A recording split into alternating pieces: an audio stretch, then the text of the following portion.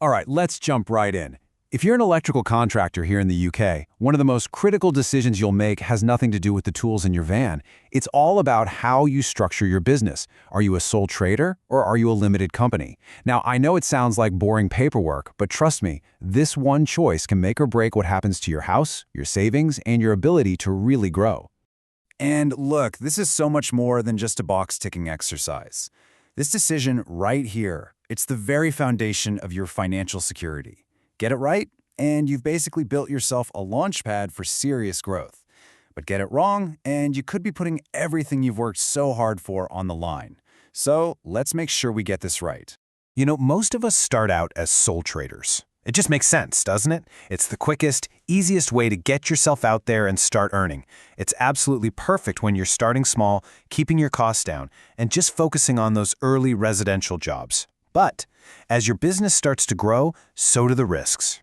And this brings us to the single biggest and frankly kind of scary concept you have to understand: unlimited liability. As a sole trader, there is zero legal separation. In the eyes of the law, there's no difference between business you and personal you. You and your business are one and the same. So what does that actually mean in the real world? It means everything is at risk. If a job goes wrong and a client sues, or if the business racks up debts it can't pay, creditors can come after your personal stuff to get their money back. We're talking about your house, your car, your personal savings for your family. It's all completely exposed. So how on earth do you protect yourself?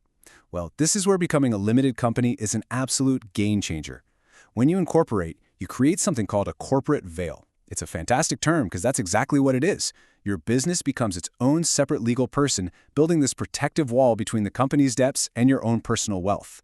And this structure, it's not just about defense. It's about offense. It's about opening up brand new opportunities for growth. I mean, think about it. When you hire staff as a sole trader, you're personally on the hook for them. With a limited company, the company employs them. What about landing bigger contracts? A lot of larger firms just see a limited company as more credible, more professional. And hey, if you ever want to sell up and retire one day, a limited company is a real asset you can sell. A sole tradership?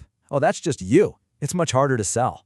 And of course, we got to talk about tax. This is key to optimizing your profits. As a sole trader, it's pretty simple. You pay income tax on every penny of profit. But a limited company gives you so much more flexibility. First, the company pays a lower rate corporation tax on its profits. Then, you can pay yourself a small, tax-efficient salary and take the rest out as dividends, which have their own tax rules. As your profits go up, this setup can mean a much lower tax bill overall. And that means more cash in your pocket. So this is the big one, isn't it? We know the why, but what about the when?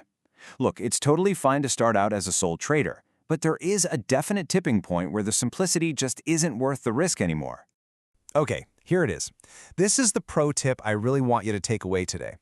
Once your annual profits are consistently hitting that 30 to 50,000 pound range, that's your signal. That is the moment to seriously start the conversation about incorporating. It's the sweet spot where that legal protection and the tax savings really start to make a huge difference to your bottom line. But you know, it's not just about a profit number. It's also about the kind of risk you're taking on. The second you start bidding on bigger commercial jobs, or hiring your first proper employee, or doing any project where one single legal problem could wipe you out personally, that corporate veil stops being a nice-to-have and becomes an absolute must-have. So I'm going to leave you with this one question to really think about. Look at where you want to go. Think about the contracts you want to win, the team you want to build. Is the business structure you have right now built for that future?